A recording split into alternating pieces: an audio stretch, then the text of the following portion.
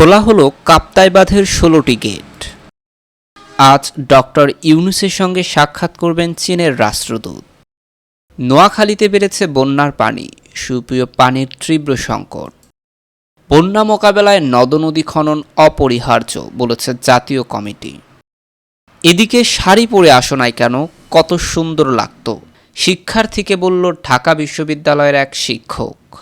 এতক্ষণ শুনলেন সংবাদ শিরোনাম, এবার বিস্তারিত।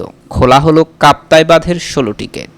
রাঙামাটির কাপ্তাই বাঁধের ১৬টি স্পিলওয়ে খুলে দেওয়া হয়েছে। টানা বৃষ্টি ও উজান থেকে নেমে আসা পাহাড়ি ঢলে পানি বেড়ে বিপদসীমায় পৌঁছে যাওয়ায় রোববার গেটগুলো খুলে দেওয়া হয়। সকাল 8:30টার দিকে বাঁধের ১৬টি স্পিলওয়ে ৬ ইঞ্চি করে খুলে দেওয়া হয়। এতে প্রতি সেকেন্ডে ৯,০০০ কিউসেক পানি কর্ণফুলী নদীতে পড়ছে। কর্ণফুলী পানি বিদ্যুৎ কেন্দ্র সূত্রে জানায়, আজ সকাল 7টায় কাপ্তাই হ্রদের পানির উচ্চতা ১০৮.২৭ MSL রেকর্ড করা হয়, যা বিপদ সীমায় পৌঁছেছে। হ্রদের পানি ধারণ ক্ষমতা ১০৯ MSL। গেট খুলে দেওয়ায় এতে প্রতি সেকেন্ডে ৯,০০০ কিউসেক ফুট পানি নিষ্কাশন হচ্ছে। পানির স্তর অস্বাভাবিকভাবে বৃদ্ধি পেলে স্পিলওয়ের গেটর খোলার পরিমাণ পর্যায়ক্রমে বাড়ানো হবে। কাপ্তাইয়ের কর্ণফুলী পানি বিদ্যুৎ কেন্দ্রের ব্যবস্থাপক ATM আব্দুজ্জাহের গণমাধ্যমকে জানান, এতে করে কোনো এলাকা প্লাবিত হওয়ার আশঙ্কা নেই। এদিকে আজ ডক্টর ইউনূসের সঙ্গে সাক্ষাৎ করবেন চীনের রাষ্ট্রদূত। অন্তর্বর্তী সরকারের প্রধান উপদেষ্টা ডক্টর মোহাম্মদ ইউনূসের সঙ্গে আজ সৌজন্য সাক্ষাৎ করবেন চীনের রাষ্ট্রদূত ইয়াও ওয়েন। রোববার সকাল 11:30টায় এই সাক্ষাৎকার হবে। রাষ্ট্রীয় অতিথি ভবন যমুনায় অধ্যাপক ডক্টর মোহাম্মদ ইউনূস ও রাষ্ট্রদূতের পারস্পরিক স্বার্থের বিষয় নিয়ে আলোচনা হতে পারে বলে জানিয়েছে প্রধান উপদেষ্টার প্রেস উইং। ডক্টর ইউনূসের নেতৃত্বাধীন অন্তর্বর্তী সরকার গঠিত হওয়ার পর এটি রাষ্ট্রদূত ওয়েনের প্রথম সাক্ষাৎ। এর আগে গত বুধবার চীনের রাষ্ট্রদূত ইয়াও ওয়েনের সঙ্গে বিএনপির মহাসচিব মির্জা ফখরুল ইসলাম আলমগীরের নেতৃত্বে একটি প্রতিনিধি দল সাক্ষাৎ করেন। প্রধান উপদেষ্টার সাক্ষাৎকালে নতুন সরকারের সঙ্গে দ্বিপাক্ষিক স্বার্থ সংশ্লিষ্ট বিষয় নিয়ে আলোচনা হতে পারে বলে জানা গেছে। ধারণা করা হচ্ছে, রোহিঙ্গা প্রত্যাবর্ষণে চীনের সহযোগিতা আগামী বছর ২০২৫ সালে বাংলাদেশের সঙ্গে চীনের কূটনৈতিক সম্পর্কের ৫০ বছর পূর্তি উদযাপন হবে। বাংলাদেশ উন্নয়ন প্রকল্পে চীনের অংশীদারিত্ব, কনপ্রিহেন্সিভ স্ট্র্যাটেজিক কোঅপারেশন এগিয়ে নেওয়া সহ দ্বিপাক্ষিক বিষয়ে আলোচনা হতে পারে। এছাড়া ডক্টর ইউনূসকে চীন সফরের আমন্ত্রণ জানাতে পারে রাষ্ট্রদূত। এদিকে নোয়াখালীতে বেড়েছে বন্যার পানি, সুপেয় পানির তীব্র সংকট। টানা 2 দিন বৃষ্টি না হওয়ায় নোয়াখালী বন্যায় পানি কিছুটা হলে কমলেও ফের উজান থেকে নেমে আসা পাহাড়ি ঢল ও ভারী বৃষ্টিতে বন্যা পরিস্থিতির অবনতি হয়েছে। অনেক জায়গায় ঘরবাড়ি ও সড়ক তলিয়ে গেছে, স্কুলে ঢুকে পড়েছে পানি, দেখা দিয়েছে বিশুদ্ধ খাবার ও পানির সংকট। রোববার সকালে আবহাওয়া অফিস জানিয়েছে, সকাল 6টা পর্যন্ত গত 24 ঘন্টায় 30 মিলিমিটার বৃষ্টিপাত রেকর্ড করা হয়েছে। সক্রিয় মৌসুমী বায়ুর প্রভাবে ভারী বর্ষণের সম্ভাবনাও রয়েছে। জানা যায়, নোয়াখালী, চাটখিল, সোনাইমুড়ি, সেনবাগ এবং বেগমগঞ্জে রাতে বৃষ্টি ও উজানের পানিতে প্রায় 3 ইঞ্চি পানি বৃদ্ধি পেয়েছে। এতে নতুন করে সুপেয় পানির সংকট দেখা দিয়েছে। রাতে আশ্রয়কেন্দ্রে আশ্রয় নেওয়া মানুষজন ভোর হওয়ার সাথে সাথে বাড়িঘরে ফিরেছেন। চাটখিলের ইয়াসিন চৌধুরী নামের এক বাসিন্দা ঢাকা পোস্টকে বলেছে, গতকাল বাড়িতে ইটের উপর দিয়ে চলাফেরা করতাম, আজ পানি ইটের উপরে 3 ইঞ্চি উঠেছে। আমাদের বন্যা পরিস্থিতির অবনতি হচ্ছে। আমরা খাবার পানির সংকটে রয়েছি। এছাড়াও সাপে কাটা রোগীর সংখ্যা বৃদ্ধি পাচ্ছে। আবুল কালাম আজাদ ঢাকা পোস্টকে বলেছে, কবিরহাট, কোম্পানিগঞ্জ বাদে বাকি সব উপজেলায় পানি বৃদ্ধি পেয়েছে। গত 2 দিনের রোদে যা শুকিয়েছে, রাতের বৃষ্টিতে আরও ডাবল বাড়ছে পানি। মানুষজনের এই মুহূর্তে সুপেয় পানির সংকট দেখা দিয়েছে। অনেকে পানিবাহিত রোগে আক্রান্ত হচ্ছে। জেলা আবহাওয়া কর্মকর্তা মোহাম্মদ রফিকুল ইসলাম ঢাকা পোস্টকে বলেন, সকাল 6টা পর্যন্ত গত 24 ঘন্টায় মাত্র 40 মিলিমিটার বৃষ্টিপাত হয়েছে। আকাশের পরিস্থিতি মেঘলা রয়েছে। আগামী 24 ঘন্টায় ভারী বর্ষণ হওয়ার সম্ভাবনা আছে। এতে বৃষ্টির পানি বৃদ্ধি পাবে। জেলা প্রশাসক দেওয়ান মাহবুবুর রহমান ঢাকা পোস্টকে বলেন, সুপেয় পানি পাওয়া এবং পানিবাহিত রোগ থেকে মুক্তি আমাদের জন্য বড় চ্যালেঞ্জ। সেটি মোকাবেলায় আমরা সজাগ আছি। আমরা জনস্বাস্থ্য প্রকৌশল এবং সিভিল সার্জন কার্যালয়ের মাধ্যমে তা মোকাবেলা করছি। এদিকে বন্যা মোকাবেলায় নদ-নদী খনন অপরিহার্য।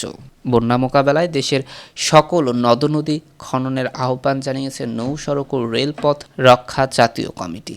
এছাড়া নদী খননের নামে গত 15 বছরের দুর্নীতি ও লুটপাটের তদন্ত করে দায়ীদের শাস্তি প্রদানের দাবি জানিয়েছে নাগরিক সংগঠনটি।